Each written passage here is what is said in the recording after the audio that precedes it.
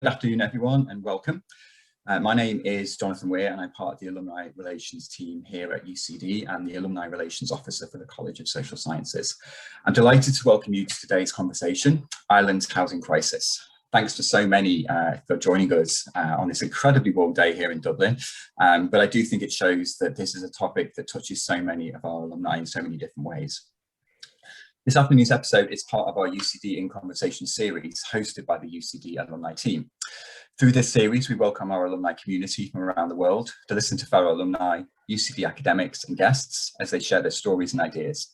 The series also reflects UCD's Right into the Future strategy and its 4 strategic themes, which are creating a sustainable global society, transforming through digital technology, building a healthy world, and empowering humanity. So today we are delighted to welcome a really terrific lineup. We have Professor Michelle Norris, Director of the UCD Geary Institute of Public Policy, who is leading our conversation today. Joining her is UCD alumnus and Social Democrat TD Cian O'Callaghan, the party's spokesperson on housing, and Associate Professor Aidan Regan from the School of Politics and International Relations at UCD and Director of the Dublin European Institute. You're all very welcome and thank you for giving up your time today. This afternoon's format will be a roughly 40-45 minute conversation between our panellists, followed by a short Q&A session with questions from our audience. We'll aim to wrap up before 2 p.m. Please feel free to submit your questions throughout the conversation using the Q&A function at the bottom of the screen. We will try and get to as many as we can, but we unfortunately may not have time to address them all. So with that all out of the way, it's now my pleasure to hand over to Michelle to kick off today's conversation. Thank you very much, John, and welcome everybody. I'm really delighted you could join us here today for this discussion. And on the invitation to the webinar, you'll notice, I suppose, the question whether people feel that the dream of home ownership is out of reach for them today in Ireland. And that's the first question I'd like to concentrate on for our discussion. So in the 90s, 80% of people own their own homes in Ireland, and the last census showed it has fallen to 70%. So maybe just to ask you, first of all, Aidan, is this true that the dream of home ownership, our home ownership society we've had in Ireland for many decades, is disappearing and the dream is becoming out of reach? Is it tougher for young people nowadays to buy a home than it was in the past? Oh yeah, I mean, most certainly, and for 2 reasons, I would say, depending on how far back into the past in history you want to go. But even if we just go back to the past couple of decades, you know, into the 90s or the early 2000s, most people could buy a home, even if it was not necessarily affordable in terms of prices, because they had access to a very liberalized mortgage market. We had one of the most liberalized mortgage markets in Europe. Pretty much anybody with any kind of flow of income could afford to take out a mortgage and buy a home. But the knock-on effect of that was that house prices went right up. But it did mean that most people across the income distribution had some reasonable expectation of being able to buy a home. But of course, when the crash happened, that kind of policy of liberalizing the mortgage market was exposed as being a rather faulty and structurally problematic approach to providing housing to the population.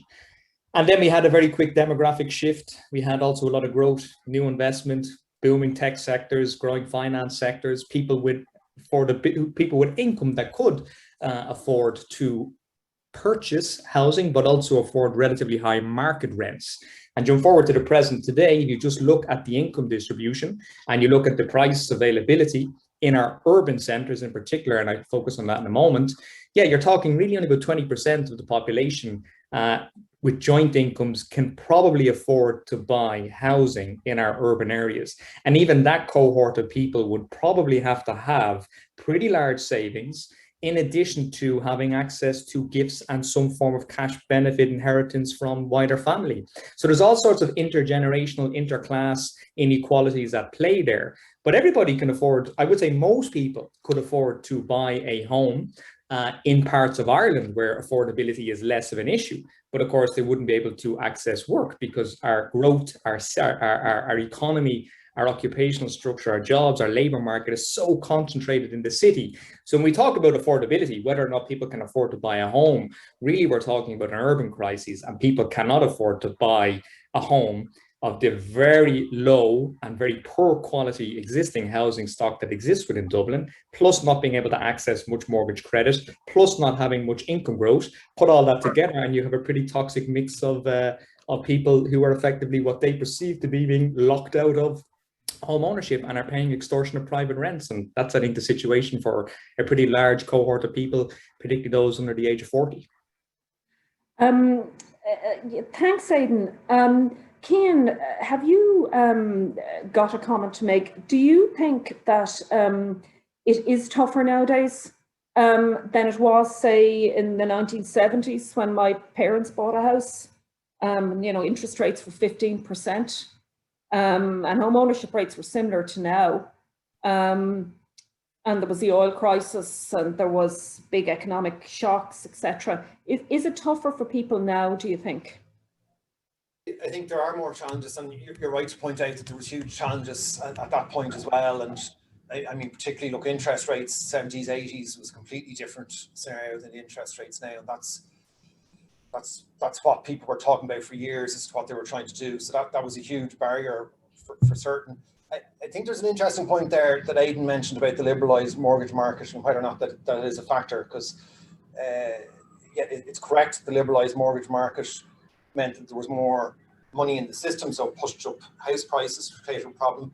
One of the problems as well with the liberalised mortgage market, particularly pre-Celtic Tiger crash, and one of the contributors to it was the amount of unsustainable buy-to-let mortgages that were available, and actually that was pushing some people out of home ownership because you were getting a kind of speculation on housing that, you know, investors could outbid, you know, let's say, you know, individual buyers or first-time buyers for a home. And you know, quite like the situation at the moment where certain amount of people who are renting but don't want to be renting feel they're kind of forced into that, and they're not able to compete with people who are able to buy up homes that they will then rent to that section of society. So I think it's questionable in terms of, you know, liberalised mortgage market, how much of that being tightened certainly has effects, but there was decent levels of home ownership before the kind of high street or the main banks got into mortgage lending, when it was just building societies and it was just local authorities. There was high home ownership levels. Another factor in terms of high home ownership levels in Ireland has to be, and certainly has been, the you know, the council buyout schemes of social homes, and that contributed to higher levels of home ownership. So, but is it difficult now? I mean, it can be incredibly difficult for people in terms of, if you look at and this is something, when I was out campaigning in the last election campaign, I was hearing, particularly not just from kind of younger people looking to buy, but also from, you know, their parents' generation, hearing a lot, you know, people saying, look, we bought our home, and you're literally standing outside, you know, a high quality home that they bought, and they're saying, look, we bought this in the late 60s, the early 70s. We both had jobs, but they weren't well paid jobs. We were able to afford this. You know, they often said, look, we got this I only learned about this from the interactions at the doorstep. They said, look, we got this home on the newlyweds lottery in the Mansion House, where affordable homes where there wasn't enough to go around. So there was this kind of lottery, but, you know, sooner or later, everyone got it. So there's, you know, the kind of challenges in terms of the kind of incomes that people need now, the kind of high rents that they're paying, the ability to save a deposit based on that. I mean, I think things are much more difficult now than they would have been in the past, and you can see this in that people are getting, the average age of someone buying their home is getting older and older, and whereas in the past, you know, it's more normal for single income household to be able to purchase, getting more and more difficult for double income households to purchase. Yeah, I think you're both right, and it does, you know, as you both know, I one of the areas I research is on the history of housing policy in Ireland, and one of the complications when you look back and when you talk to older people, they all say, well, it was always difficult, which is true. Everyone has to save, put together a deposit, etc. But in the 1970s, when my parents bought, the government provided many more subsidies. So interest rates were high, but you had very generous mortgage interest tax relief that cut the actual cost of the interest repayment. And also there was lots of grants, etc., for first-time buyers. So yes, they probably contributed to house price inflation, but it meant the barriers people faced were not as high. Then in the 90s, Aidan is right, there were many downsides of the liberalisation of mortgage credit, and my peers, people in my generation, ended up in very severe negative equity. Some of them are still not out of negative equity, over borrowed. People ended up in unsustainable debt. But the kind of access challenges that we see now, in terms of the amount of deposit people need to save and the kind of incomes you need for a mortgage, weren't there at that stage. But I suppose all of that brings me on to the second question I wanted to ask, which is, what can government do to address it now? So can we go back to the model we had prior to the 1970s, when government spent a lot of money on housing subsidies and spent less money on other things we spend money on nowadays, like social welfare, like health service, like education? Can governments allow a situation where we go back to completely unregulated mortgage lending? What capacity does government have to address the factors that are pushing people out of home ownership? Can it address it, and also should it address it? Is this a big priority for government? What do you think, Aidan? Oh, I would say it's the biggest priority for any government, and will be for the foreseeable future. I think unequal access to housing is likely to shape the future of Irish politics for a couple of decades to come. I wouldn't underestimate, just how politically aggrieved a large cohort of voters out there, particularly younger generations, are. But it's not just younger generations, it's also people with children who are in their 30s living at home. And there's a whole sense that the housing system is broken, and it's not adaptable to what would be considered to be a relatively high growth, high income society, where certain expectations exist and are to be met. There's lots of things government can do. The question is, for me at least, what level of government? What's the role for local government, local authorities? What's the role for new kind of public agencies like the Land Development Agency?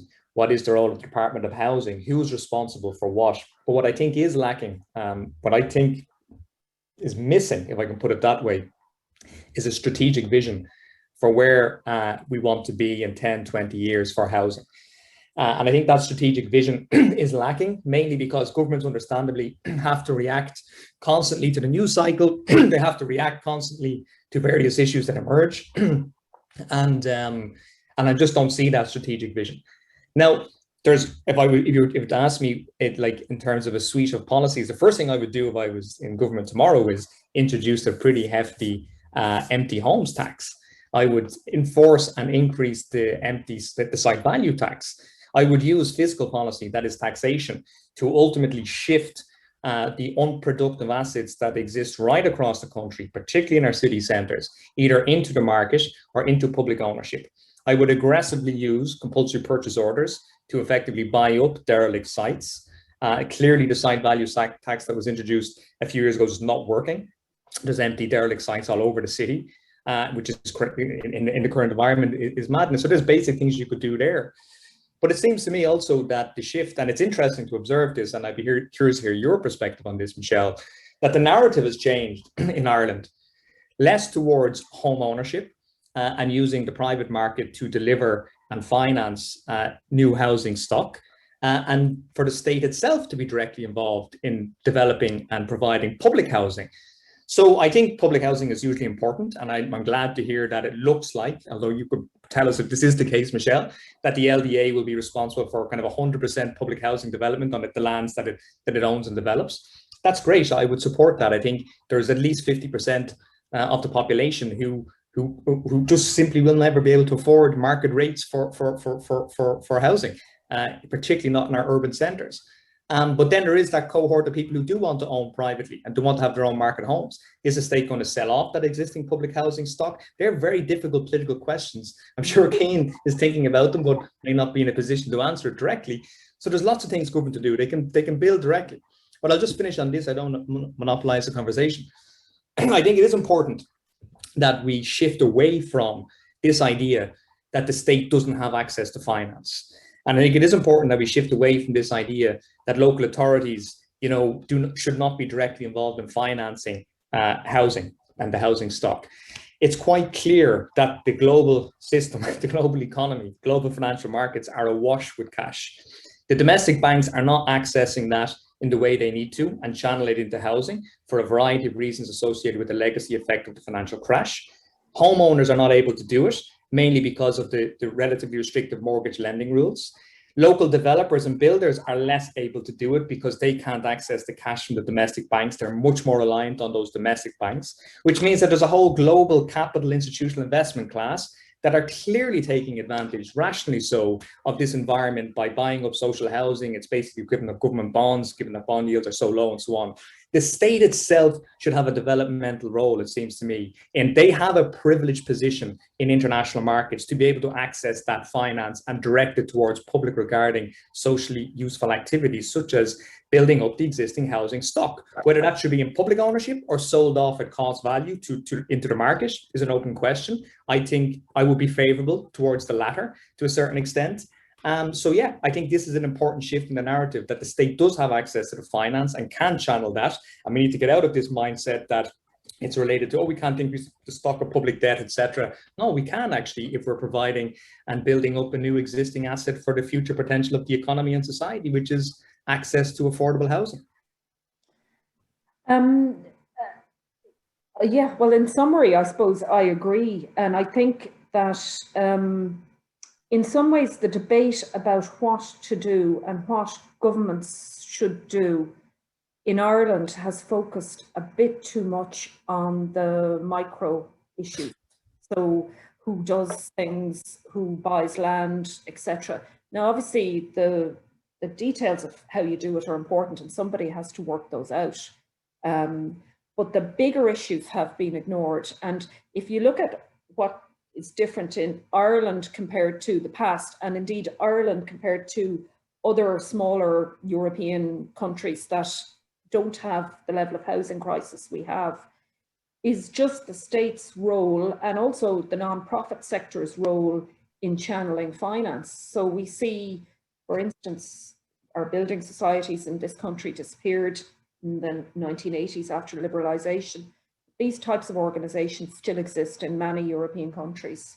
Public banks still exist in many European countries that push finance into social housing. The French have a savings scheme, Livre A savings scheme, that pushes finance into social housing off balance sheet, not part of the government debt. So I think in some ways we focused here too much on the micro aspects of it and not looked at the macro aspects of it in terms of how the state manages the flow of finance. Yeah. The big finance issues are the big issues, because in some ways after the crash, our system collapsed and we now have quite a different system. There's very limited bank lending for housing development, not just mortgages. And that's the main way in which funds are involved in this country in terms of financing housing. So it's those issues I think are not being debated. There's a big political discussion on the micro aspects of the picture, which are important, but the big picture isn't. I just wanted to go back to you, Cian, and just follow up on a point Aidan made about the lack of an overall vision. And, housing is a very, very kind of fraught political issue, and there's very lively discussions in political circles. And do you think there is a kind of a shared vision emerging in political debates? And is there a vision about the role which home ownership should play going forward, and the role which the state should play in enabling people to buy their homes? Or is there an alternative vision emerging? And I sometimes hear commentators on the radio mentioning that we should all rent like the Germans do. They get by perfectly well with rented housing. Only 40% of them own their own homes. So do you think there's a vision emerging, and have you come up with a vision for how you think the sector should develop? Yeah, I mean, firstly, I suppose to say that in terms of the kind of at a state level, a vision around housing, there was, I think, an attempt to do that with Rebuilding Ireland, under the last government when Simon Coveney was the minister, and that was, your 4 or 5 year plan in terms of trying to tackle issues around housing and homelessness. And it was an attempt to put together a kind of coherent vision or strategy on housing. Now, I don't think it succeeded in doing that. I think it actually, when you look back at it, it's very much a kind of typical document that's put together, from the civil service or from a government department, and that it mentions a lot of schemes that were already in place and kind of ties them into the one document with some new targets and ambitions and some new policy goals, puts it all into the one document to show, look, we're doing all these different things. And one of the biggest critiques you could make of the kind of Rebuilding Ireland strategy is that some of the policy components or some of the incentives were effectively competing against each other and were undermining each other. So it wasn't necessarily that kind of coherent vision. Now, there is Housing for All is going to be launched next week, which is a successor to Rebuilding Ireland. And that is actually going to answer a lot of these questions. We're going to see, it's going to mention things like vacancy, but what is it actually going to say about vacancy? Is it going to be very specific on the actions on vacancy, or is it just going to mention them again? The vacant sites tax that was brought in previously, for example, when you look at that legislation, it's full of all these loopholes. So you immediately know before the thing is ever enacted, that's going to be incredibly ineffective because there's so many loopholes written into it to ensure that it's not an effective tax. So are we going to see measures like that actually kind of tackled seriously? In terms of the kind of finance end of it, and there was a very useful paper by the ESRI there recently saying, look, there's 2 billion capital expenditure put into housing. That could easily be 4 billion to 7 billion euro, especially when you include infrastructure. And that's what we need to be doing. And they were saying, they were taking a very kind of conservative fiscal outlook and saying this would be a very prudent approach. And if we want to get ourselves out of kind of more expensive and costly current expenditure as we're doing in housing at the moment, then you have to invest in the capital side, and there's never a better time to invest in the capital side because there is that access to that money at very low interest rates. So there's a very strong case they've made in that. Some of that's going to permeate into the Housing for All strategy that we see next week. Probably not enough. The indications from the government's economic summer statement is that there's going to be 800 million extra in capital spend across the government. Well, 1.1 billion, but when you take out the various commitments, it's about 800 million. And not all of that, the lion's share of that might be on housing, but not all that is going to be on housing. So in terms of the kind of doubling to 4 billion, unfortunately, it looks like we're going to be well short of that. And there is kind of now, you can see some of the talk in preparation for the announcement next week is they're beginning to refer to a capital budget for housing of 2.8 billion currently, but that's not the case. There's 2 billion, and then the other things in the Department of Housing, local government, heritage, water, including a lot of investment in water, is where you get to that 2.8 billion. So I think there's a key issue though here in financing, which Aidan and Michelle touched on, and it's coming through in the questions as well, about, at the moment, virtually all new apartments go to investment funds, real estate funds, or, get to an investment fund, and sometimes they're leased back by the state on a long-term lease. And the question is, why is this happening? And one of the reasons it's happening, and it was touched on by the others, is that you cannot, a developer at the moment, in the past, pre-Celtic Tiger crash, they would have been able to get a loan from the bank to build out an apartment scheme, of 100 units, 150 units, whatever, no real issue. Because of that entire crash, it wasn't just that the banks were exposed to, individuals, and especially to the buy-to-let mortgages, which were very unsustainable. They're also exposed to developers. So we've gone from there being kind of ready and available cash for developers to build out those sorts of schemes to very, very tight lending, where effectively there is no lending for those sorts of schemes at all. All the bank lending is heavily de-risked. So unless those schemes are pre-sold to an investor or whatever, it's very hard for a builder, or virtually impossible for them to get a loan to build them out. So if we want to, and you know, in terms of affordability, it's absolutely fine to have a good number of apartments available for renting. That's of course we should have that, but a good number should also be available for people to be able to buy individually. And cutting that out cuts out a supply and a stream of what should be affordable, you know, are more affordable housing for people.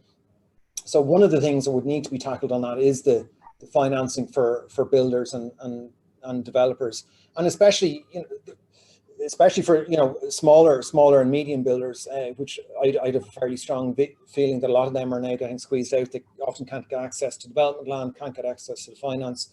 And in terms of having, you know, a greater supply and more actors in it and a bit of competition, they're an important part of the equation that are getting squeezed out at the moment.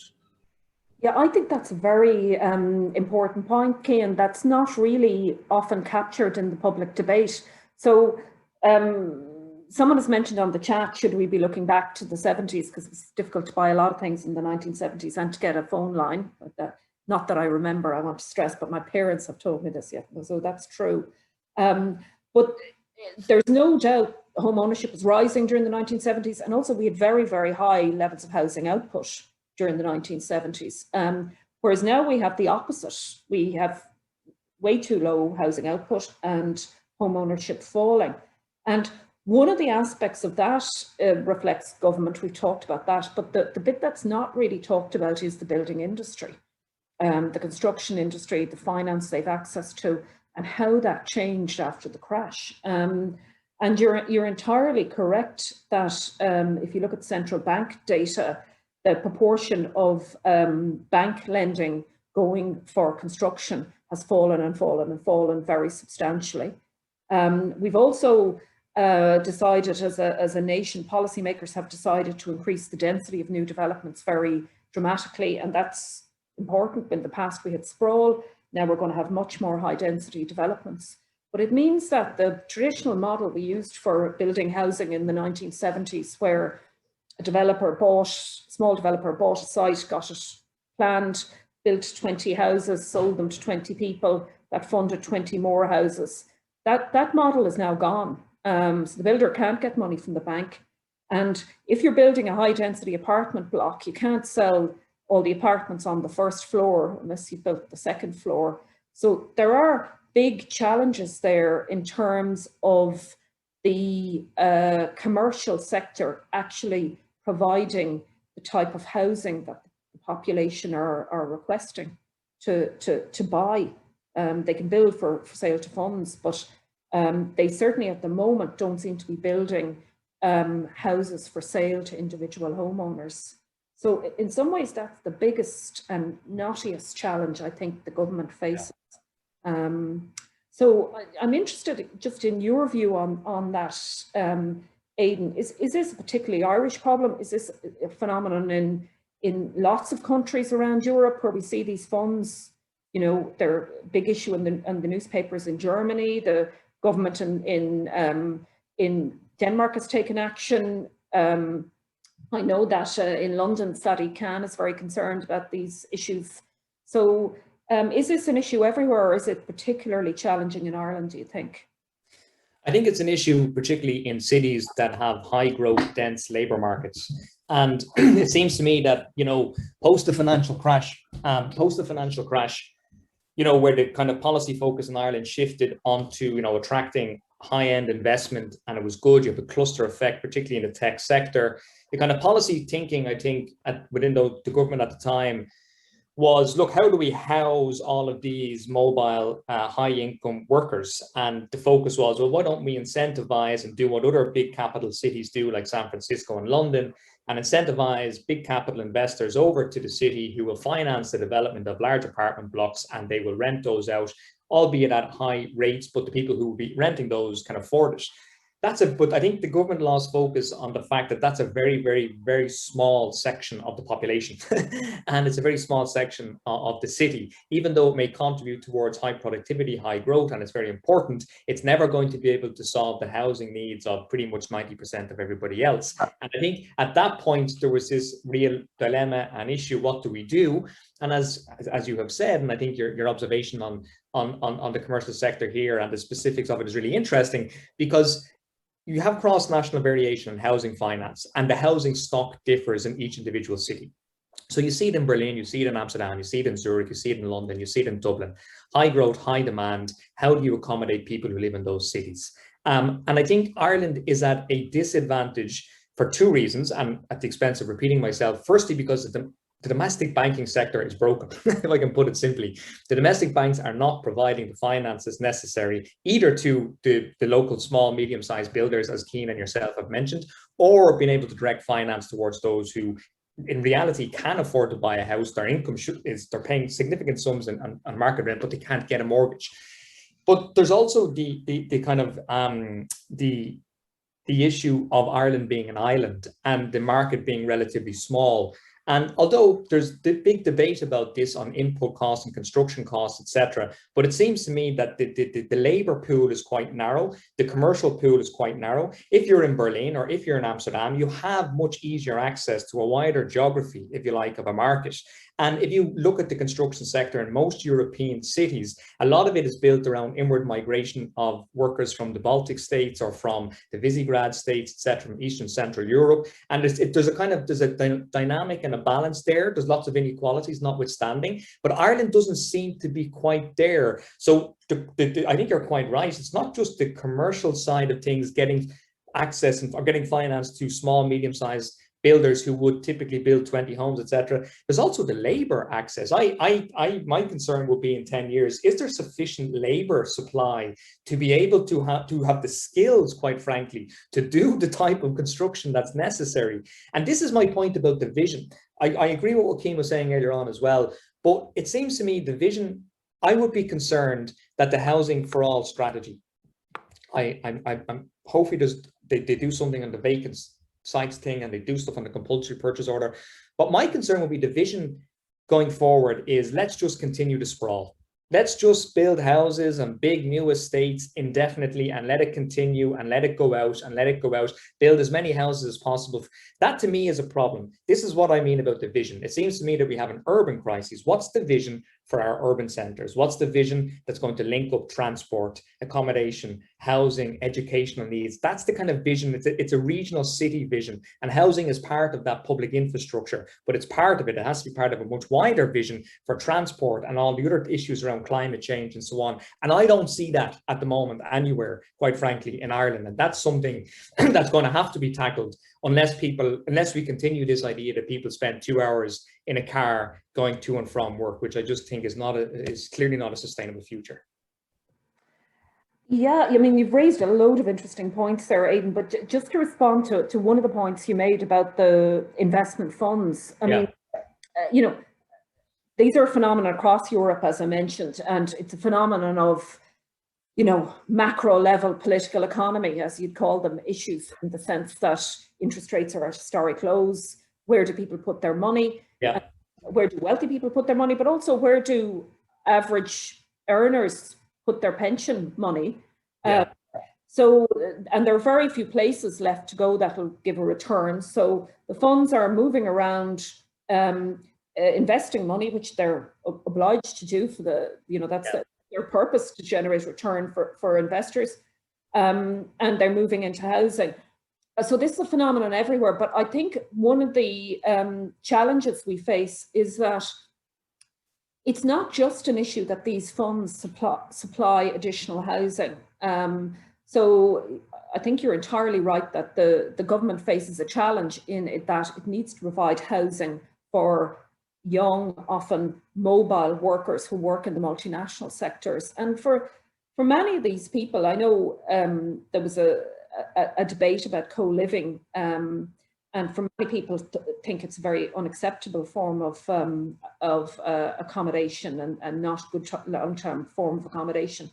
But as a young person myself in Sweden, I lived in a co-living development, and for me, it worked very well for that very short period, and I got to meet people, etc. So that's being provided for a certain section of the population. But the problem is, it doesn't just come into the market and not shape the wider market. Yes, exactly. Co-living developments or student housing or any very dense use of a site gets planning, the price of sites rises to reflect the asset value of those type developments. And the evidence from places like London and Copenhagen is then that it becomes uneconomical to build housing to proper standards for long-term permanent accommodation for other cohorts in the market. So I think one of the challenges governments in Ireland face in terms of housing, but in terms of lots of things, is they're trying to cater for two groups. A group of people who are long-term residents, voters here, who want a long-term affordable place to live. And another group who are working in the multinational sector, maybe they're migrants working in other sectors who are vital to the economy, but have different housing needs, and it's very hard to try address both those needs concurrently. So, one group doesn't have a vote either. It's important. Yes, yeah. So that's just I think just a particularly knotty challenge which different governments face. The other point you make, which I think is a very important one, is that in Ireland, we have debates about housing policy and housing on affordability in very general levels, and the assumptions are made that these are similar issues everywhere, whereas actually we have a series of housing markets which are interconnected but quite different. And have quite a different set of challenges in Dublin, also in Galway, and to a lesser extent in Cork than we do in other cities, and we do in rural areas. But we don't have a policy that reflects that. And in fact, in some ways, the National Development Plan, its solution to all of this is for everyone to leave Dublin and live elsewhere, which is maybe not realistic. So I think part of the issues we face here is we have problems of success, of, very successful urban area in Dublin competing against Copenhagen, competing against Barcelona, competing against other successful urban areas in Dublin. But we have a national policy, and no proper regional management of the Dublin area. So I suppose that was the next question I just wanted to ask, just to move on to maybe the politics of this. And Cian is a professional politician, frontline politician. So I wonder, Cian, do you have any insights from the front line about the kind of politics of all these issues and how these challenges and debates and tensions are being reflected in frontline politics? And do you see any kind of tensions between the issues faced in different regions of the country for different generations of people, of voters? Do you see any of those issues playing out in the debates you're having in your in political circles, and also just from people you're meeting on the doorstep, canvassing, etc.? Yeah, you see, I think look, electoral politics is very reactive, and it's very reactive to current issues, current demands, current pressures in housing, and that's why you often don't get really good joined up long-term strategic policy in an area, and you can get these kind of mismatches of policy. And you mentioned an important point there, like the National Development Plan, our capital spend as a country on infrastructure is not matched with our housing supply and housing demand needs at all. In fact, a lot of it is quite politically, dished out, so that there's a big project for every part of the country and every constituency, and you can understand how that happens. But then you can have large areas with huge population growths, huge housing growths, not featuring at all in the National Development Plan in terms of infrastructure.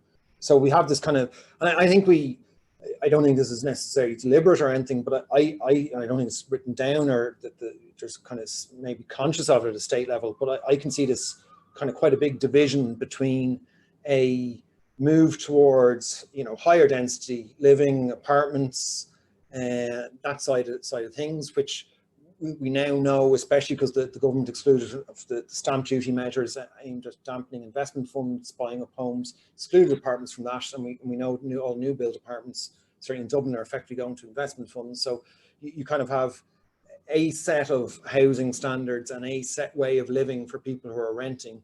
And then you have this other vision of a kind of, which is a kind of suburban sprawl of the traditional family home. And there isn't a kind of middle in that. There isn't the mixed communities where you'll have some renting, some home ownership, where you'll have higher density, but you'll also have, improved infrastructure. And that's, as long as you get higher density, you don't have the improved infrastructure, the better community facilities, the nicer public parks, public amenities. If you don't really deliver on those, you'll always have people gravitating towards, well, if I really have a choice in it, I'd rather live in a kind of suburban traditional house than in a higher density development, because, frankly, it's a better quality of living or whatever, if you don't really put in that infrastructure. And to a degree, and Aidan is right, it's not just, there's an issue in the political system, in the electoral system, where homeowners and people living in traditional houses, if you like, probably have more of a political voice, in the sense that they tend to be met more by people campaigning in elections, going door to door and that sort of stuff. People who are renting and who are in apartments and aren't as accessible to election candidates, I suppose, in their teams, they kind of, don't get that sort of interaction, and sometimes they can be not at the same level of sway or influence in the electoral system. And that is a problem, and that ultimately does shape, wrongly, but it does shape resource allocation around these things and the prioritization of issues. So they'd be some of the things I would be concerned about. Just to say, there was a question earlier about just the public investment on the side of this, and can we be doing more and stuff. And I think the issue there is, and this is where housing policy in Ireland has often gone wrong, is that a lot of the investment hasn't been done on a sustainable basis. So we've ploughed in a whole load of money into housing, and then that investment has been eroded over years. And you would notice this in an election campaign, typically when you're knocking on the door of a house that was built on land originally owned by the state, built as a local authority home. It was since sold to the tenants and then sold on to a private landlord, and you're now meeting a family that's on the housing waiting list in this house. They don't have security in their tenancy. The state is paying, half payment or rent supplement, even though the state already built this home, is now effectively paying the mortgage on this home a second time. So the original investment in that home was, has been undermined. And it is important in terms of, and it's very positive to see now in terms of cost rental, that there's investment going into that. There's some very small schemes of affordable purchase homes being done by the likes of Coulon, but I think we need to do those at a much larger scale. But the key thing is that the public investment in these is protected and not undermined. So it's not just subsidies, once-off subsidies that are eroded, are effectively, if we go into an era where there's less money available, that the investment in it then is decreased. It needs to be done on a sustainable basis, as has been done well in some other European countries, where it's able to self-finance after a while, and it's able to keep reinvesting and increasing the stock of homes that are affordable to rent or to purchase or whatever. I think that's key, and that's what's going to come under. I think that's what's going to come under pressure in the next number of years, in terms of when that meets the kind of political system and electoral or voter expectations, because at the moment there's a kind of consensus from in state policy and from NESC and that, about building these in a sustainable way. But when the expectations of the electorate are, well, I want to be able to buy an affordable purchase home, and I want to be able to buy it at that price and own it outright without any equity share being held by the state or anyone else, when they come into conflict with each other, that's when the pressure is going to come on that. And that's when we'll see, are we going to get a range of measures now that are kind of once off, or we're going to get a range of measures that are going to be sustainable for the long term, and it's going to mean in 10, 20, 30 years we're going to have a much better housing system. So we'll see how that emerges, I think, in the next few years. Michelle, just on the go ahead, Aidan. I've been asked to go to the question, so just briefly, if you could. Oh, sorry. Just very, very briefly on the politics, to show, in the 2020 electoral survey, those who cited housing as #1 issue facing the country, more people voted Sinn Féin than Fianna Fáil and Fine Gael combined. For the under 35s, more people voted Sinn Féin than Fianna Fáil and Fine Gael combined.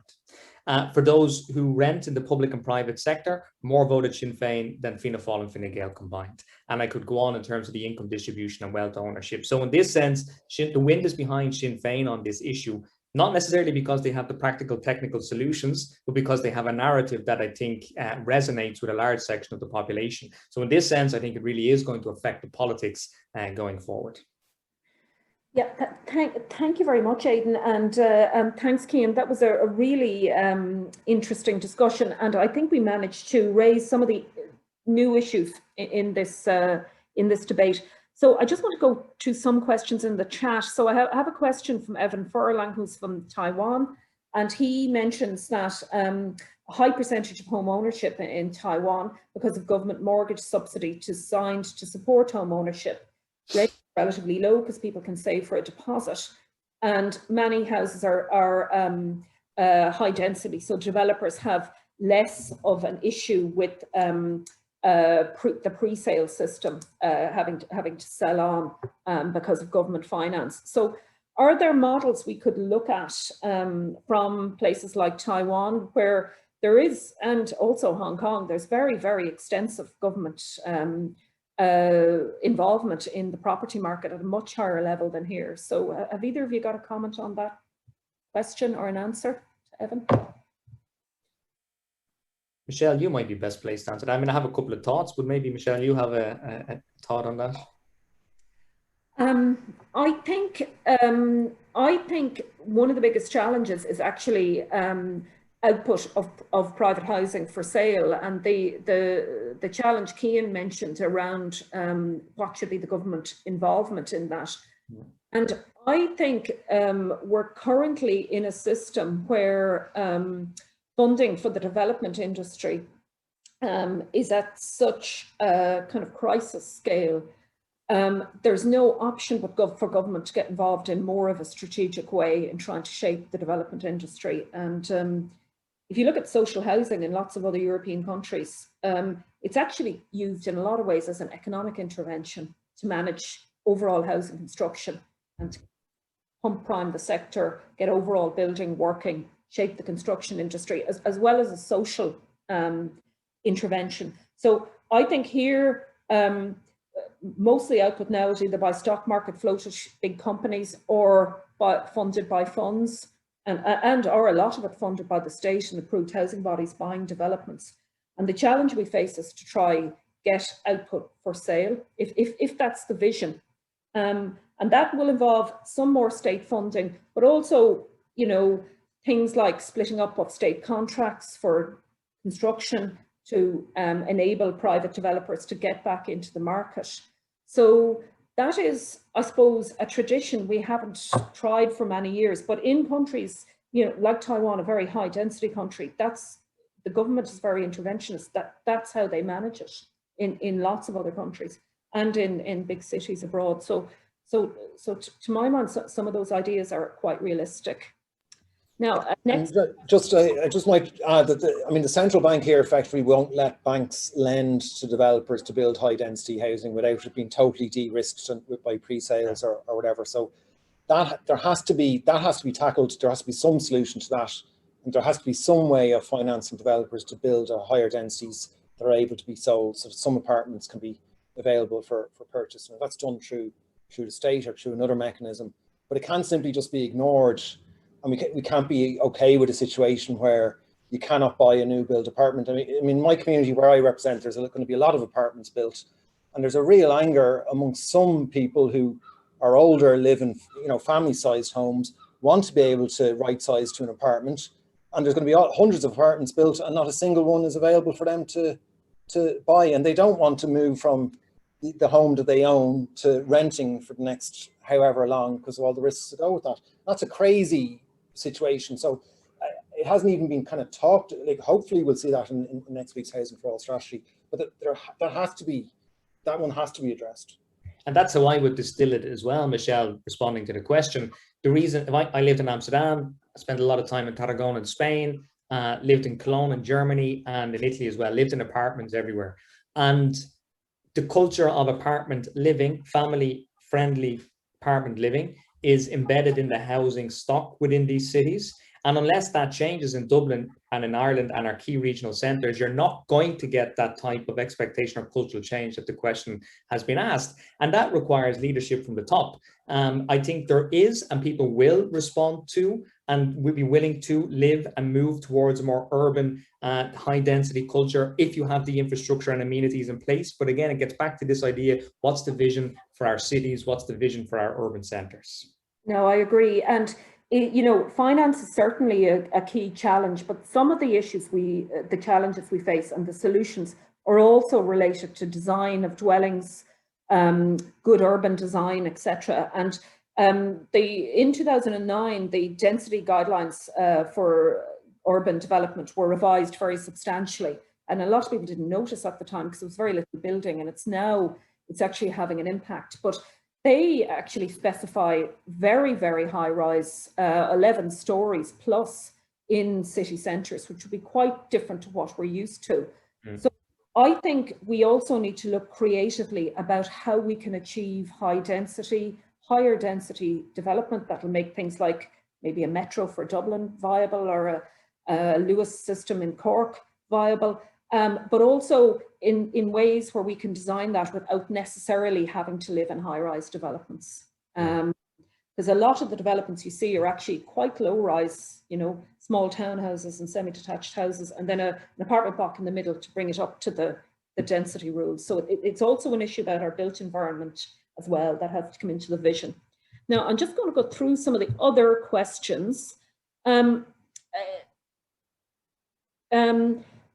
Just on Alfonso, and the second question from Alfonso, who also asks about the allowances provided for build-to-rent schemes, and what's the rationale for them, and is that just pushing housing demand out of control? So you know, I mentioned that there is a section of the population which obviously these companies think there's demand from, but is there, should the state be providing additional subsidies to these sectors, invisible subsidies in the sense of breaks on the building standard they have to produce, but also tax subsidies and also leasing, etc. So is that a good idea? So does anyone have a comment back? I mean, just to say in that, there, and you said it already, Michelle, there is an issue that if you reduce standards, you may think that makes it more viable to build out a scheme, but really what that does is it increases the return you can get off a plot of land, which then increases the value of that land that it's then sold on for development. So it doesn't necessarily get you more affordable housing by reducing the standards. It simply can increase the price of the development land, and that's what you need to be very careful about. You can actually get high quality, well-designed housing and apartments without necessarily reducing the standards. And if you want to, we need to have higher density housing, higher density cities in terms of climate change, in terms of access to public transport, all those sorts of things. But to get the buy-in for that, we need to build quality so that it's somewhere that people want to live for their lives. They feel I can raise a family here. You have those kind of mixed communities, mixed ownership, all of those things. So reducing standards isn't, and you can see over the last number of years, there's been a lot of reductions in standards, all in the promise of that this will deliver more affordability in terms of housing. That hasn't happened at all, and those promises haven't been delivered on. So we need to be careful in terms of standards that we don't reduce them to a level that kind of undermines higher density housing as somewhere that people would want to live by choice. Yes, no, I entirely agree, because these organizations skew the market. They influence the rest of the market. It's not just that they come in, deliver a type of housing that meets a section of demand, and they have no influence on the wider market. Just one other question, if it's from my colleague, Nessa Winston has mentioned, could we make better use of the European Investment Bank? So I, as well as my academic work, chair the board of the Housing Finance Agency, which is one of the main financiers of social housing, state financiers of social housing. And the agency allocated about £1 billion in loans last year for for social housing. Not all of them were drawn down because of COVID, but about half that was drawn down. But they will filter out into the system sooner or later as building sites reopen. And about a third of the lending was sourced from the European Investment Bank. So there's no doubt there are opportunities available to borrow from things like the European Investment Bank. There's another European bank called the Council of Europe Development Bank. But I think if you look to other countries, that the key issue is not just the money flowing in, it's the management of the money. So there are pension funds willing to invest in things like social housing, but obviously they need to produce a return to pensioners. And the issue is other governments manage this much and regulate this type of investment much more closely than we have had a tradition of doing, because in this country we haven't had this until recently. So I think one of the points from today's discussion is more government activism, but also on the finance side, maybe not just on the areas traditionally the Irish government has been active on in recent decades. So look, we're just at the end of time, so I'll just draw the discussion to a close. So just to say thank you to both Cian and Aidan for coming along and participating in the discussion, and thanks to everybody who attended. I'm sorry I didn't get through all your questions, but thanks for engaging, and thanks for the really super questions, very insightful questions. Thank you. Thank you so much, Michelle, and thank you obviously Cian and Aidan, and wow, that was just incredibly interesting, and as Michelle said, so many questions we just couldn't get to. So just a heads up to Cian, Aidan, Michelle, we might need a part 2 of this conversation at some point. So again, thank you to you, Michelle, Cian and Aidan, for such an enlightening and informative discussion. And thank you to everyone watching, for tuning in to listen today and for engaging so strongly. We just had so many questions. It was fantastic to see. And again, a testament to how much this issue impacts so many of you. A recording of this event will be available tomorrow on our YouTube channel, along with our other episodes in this series. And just before we wrap up, there's just a couple of other items I would like to mention. The generosity of alumni over the last 15 months has helped us fundraise over €500,000 to support vulnerable students through the challenges of the pandemic. So our thanks to those of you who have already supported our COVID-19 emergency appeal and our college support funds. If you'd like to support UCD's efforts to continue to provide urgent financial and mental health support to those students who need it most, you can visit the link which is posted in the chat box. Our next In Conversation event focuses on the causes, trends and prevention of cybercrime. We will have 3 expert panelists who will share their expertise and insights into the dark world of cybercrime, ransomware, and as well as practical, simple tips on how to keep yourself and your loved ones safe. This event takes place on the 12th of August at 1 p.m, and you can register early now for this event at the link in the chat. So again, thank you to all our excellent speakers today, Michelle, Cian and Aidan, and all of you watching for being with us this afternoon. We look forward to welcoming you to our next event, and in the meantime, enjoy the sunshine and stay safe.